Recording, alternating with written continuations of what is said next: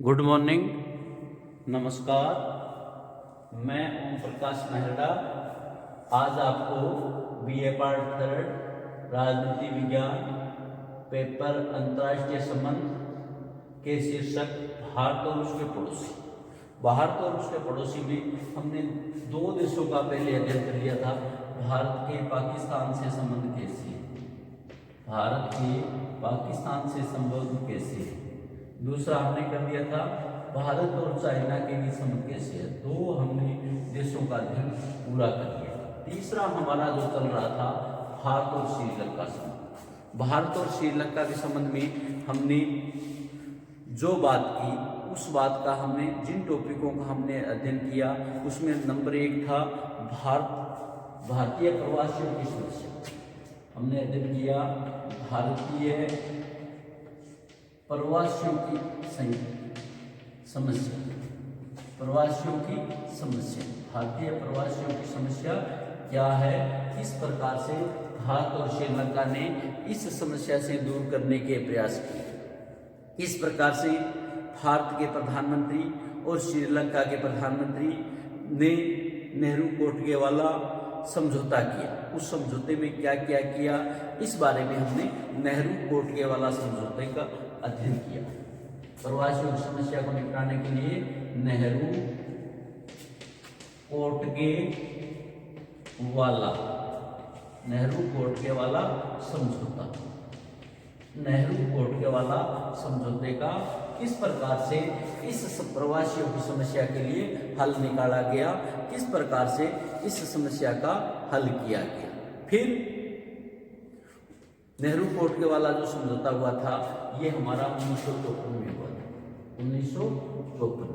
फिर ये समस्या विकराल होती गई तो इस समस्या को निपटाने के लिए 1964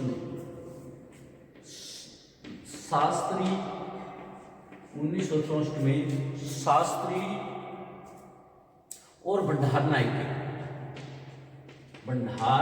नायक के समझौते में भी पूर्व में जो समझौते में निराकरण नहीं हुआ था समस्या का, उस समस्या को दूर करने के प्रयास किए गए। फिर इसके बाद भारत और श्रीलंका के बीच जो तनाव का कारण था वो कच्छलद्वीप टापू का मसला, कच्छलद्वीप टापू का मसला, द्वीप टापू का मसला, कच्छलद्वीप टापू का मसला। कच्छलद्वीप टापू के मसला क्या था इसको हम देख सकते हैं।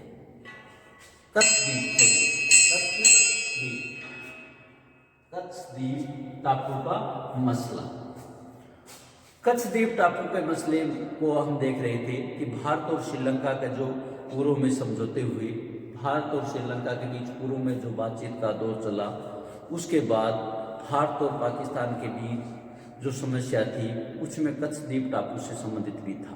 कच्छद्वीप भारत और श्रीलंका के समुद्री तटों के बीच 200 एकड़ का एक छोटा सा द्वीप है जिसमें नागफनी के अतिरिक्त कुछ नहीं उगता। वहां की आबादी नहीं के बराबर है। सिर्फ आसपास के मछुआरे वहां मछली पकड़ने जरूर जाते हैं। दोनों देशों इस भूखंड पर अपना आधिपत्य जमाते हैं।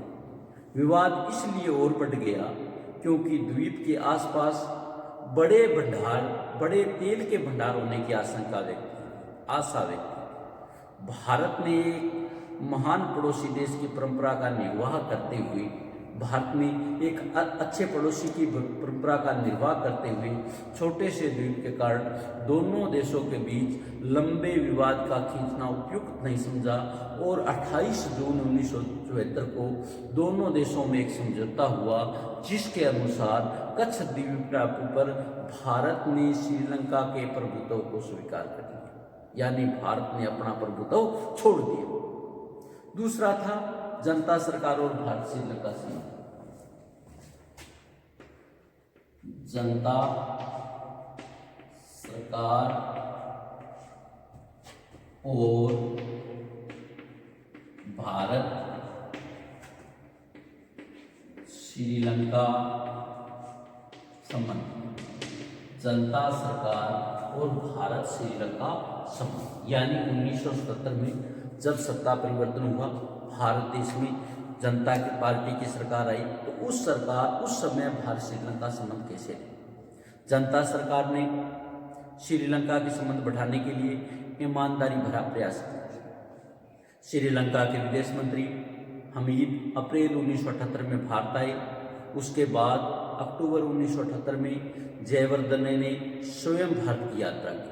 उन्होंने प्रवासी भारतीयों की समस्या सुलझाने का आश्वासन दिया, किंतु 35 करोड़ रुपए के भुगतान असंतुलन पर चिंता व्यक्त की।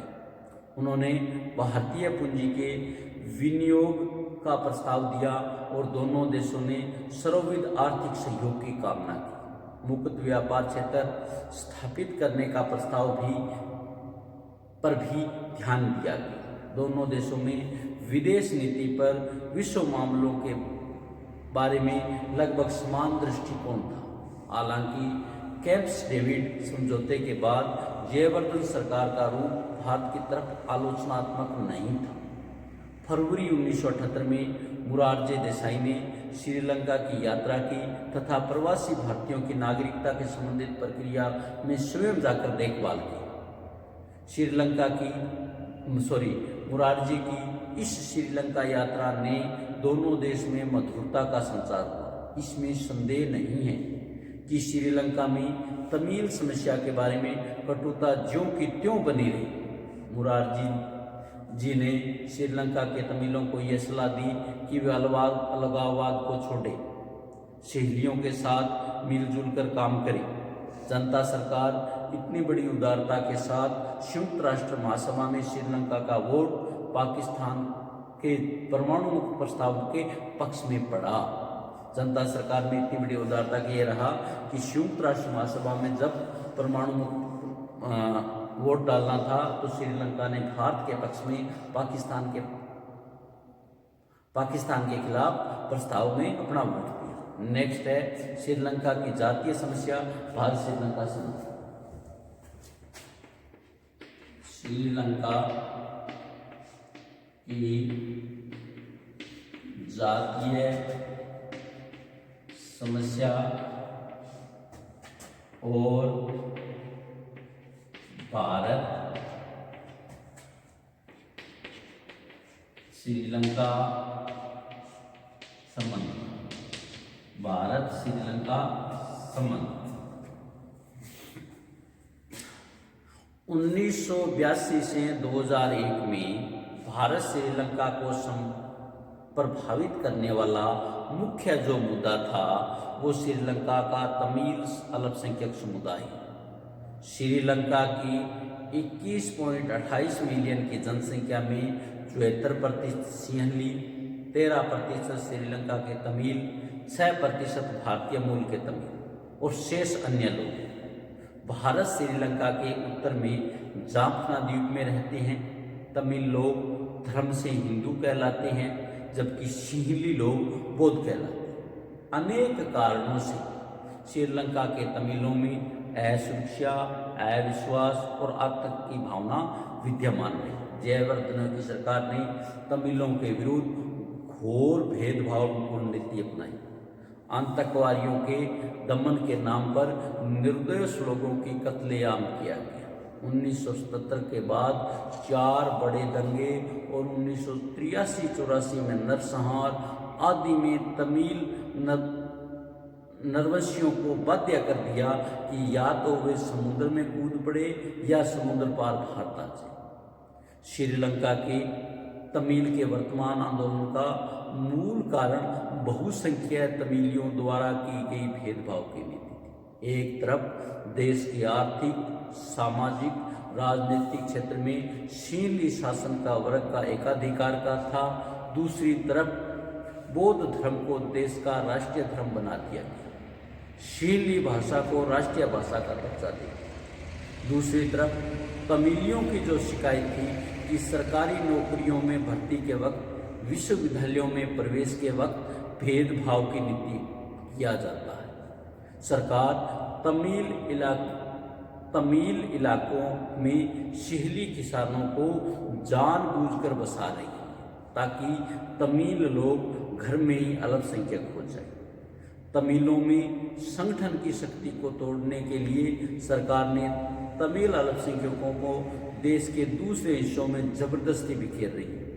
उग्रवादियों का सफाया करने के बहाने जयवर्धन सरकार सरकारी आतंकवाद फैला रही है। श्रीलंका के तमिल समुदाय ने अपने आप को TULF Tamil United liberation front नाम के राजनीतिक संगठन में संगठित कर रखा है। इसके माध्यम से समय समय पर वह अपने असंतोष को अभिव्यक्त करता रहता है।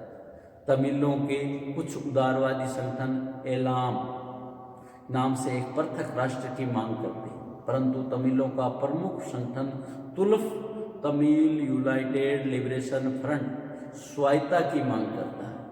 यह संगठन श्रीलंका से विभाजन नहीं करना चाहता, परंतु तमिलों के लिए एक स्वतंत्र देश नागरिकों की तरह सम्मानित जीवन अवश्य प्राप्त करना चाहता है। यही मुद्दा तमिल आंदोलन का आधार। नेक्स्ट है श्रीलंका की घटनाओं से भारत के चिंतित होने के कारण। श्रीलंका की घटनाओं से भारत के चिंतित होने के कारण तमिलियों तथा सिंहलियों का जो विवाद है, उस विवाद से भारत क्यों चिंता व्यक्त करता है। श्रीलंका में तमिल अल्पसंख्यक समुदाय की समस्या एक आंतरिक समस्या है, वो उस देश की समस्या है। भारत उससे चिंतित क्यों? भारत श्रीलंका के मामले में कोई भी आंतरिक हस्तक्षेप नहीं चाहता। भारत इलम पृथक तमिल राज्य की धारणा का समर्थन नहीं है। वह संगठित तथा अखंड श्रीलंका को बनाए रखना चाहता है, किंतु अनेक कारणों वहाँ पर होने वाली अनेक घटनाओं से अनेक कारणों से भारत का चिंतित होना स्वाभाविक है। भारत की चिंता के क्या कारण हैं? नंबर 1, श्रीलंका की घटनाएं तमिलों पर अत्याचार से भारत तमिल समुदाय से उत्तेजित हो जाता है। जब वहाँ तमिल की श्रीलंका में घटनाएं होती है जिसमें तमिलों पर अत्याचार होते हैं, उसमें भारत में रहने वाला दक्षिणी भारतीय लोग भारत उत्तेजित हो जाता है।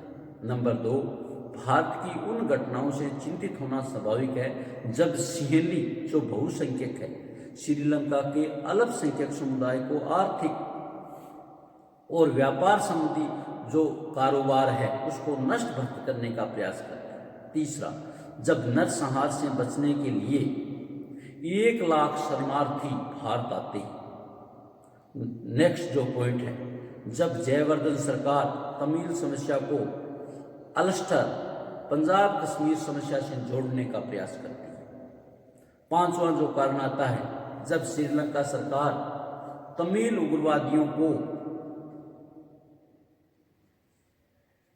सबक सिखाने के लिए इजराइल की खुफिया संस्थाएं शिनबेट, मोसाद को श्रीलंका की सेना तथा पुलिस को प्रशिक्षण के लिए भाड़े पर रखती है।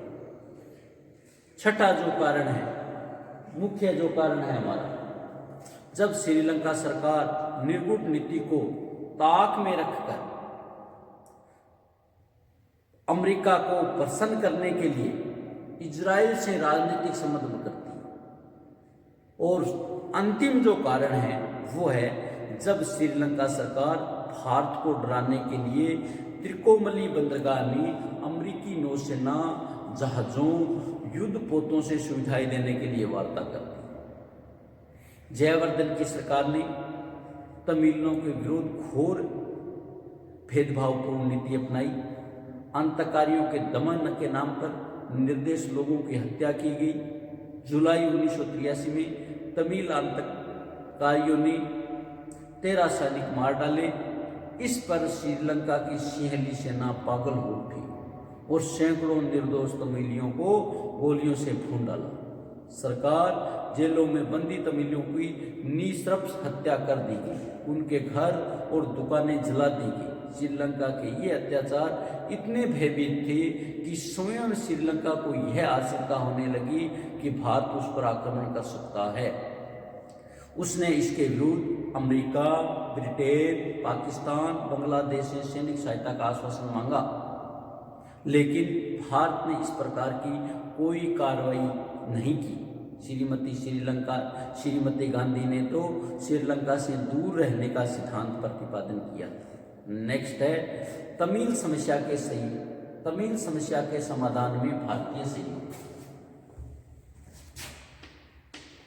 तमिल समस्या के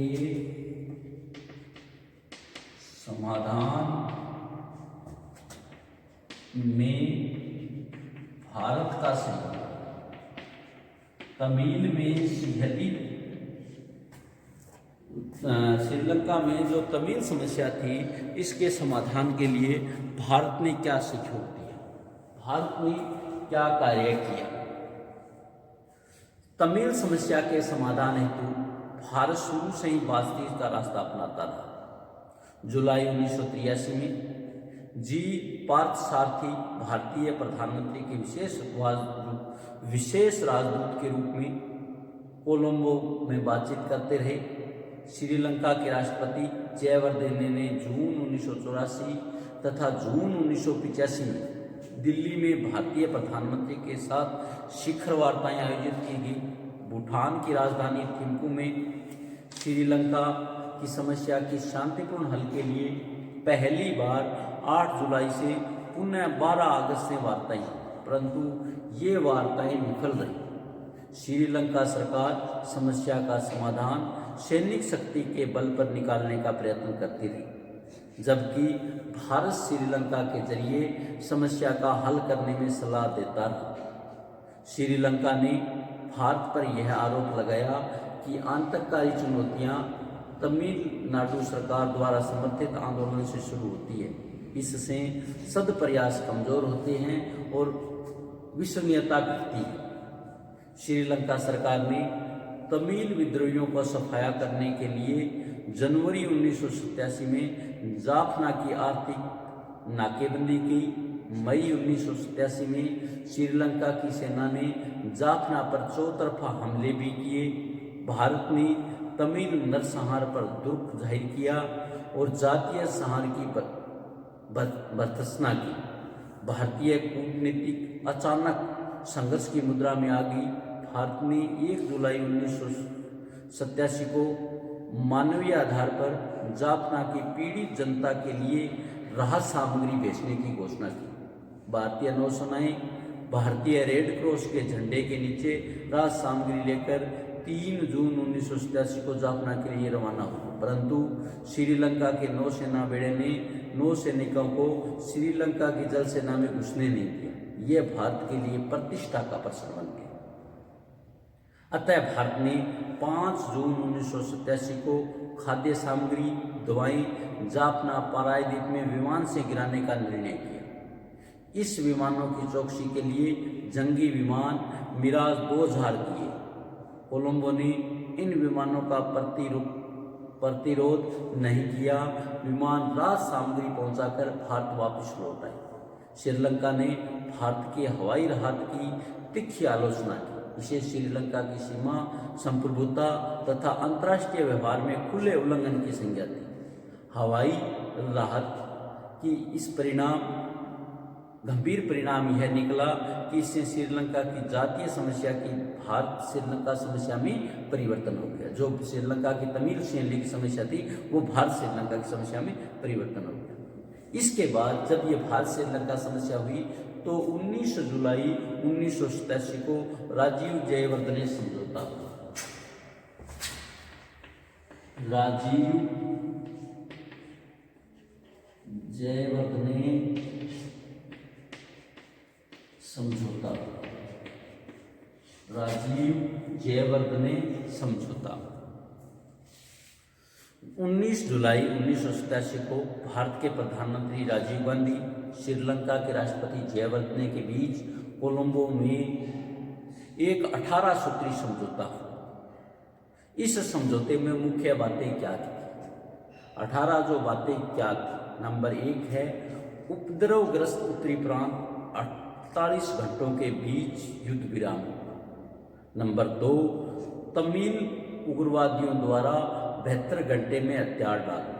नंबर 3 उत्तरी प्रांत में यह तय करने के लिए कि क्या लोग उत्तरी प्रांत के साथ विलय चाहते हैं या वर्ष के अंत तक जनमत संग्रह करना, या जनमत संग्रह के समय भारत निर्वाचन आयोग का एक सदस्य उपस्थित रहेगा।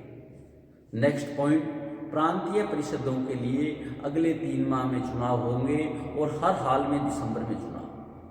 नंबर 5 एकीकृत उत्तरी पूर्वी प्रांतीय परिषद के चुनावों के लिए भारतीय पर्यवेक्षक आमंत्रित किया जाएगा।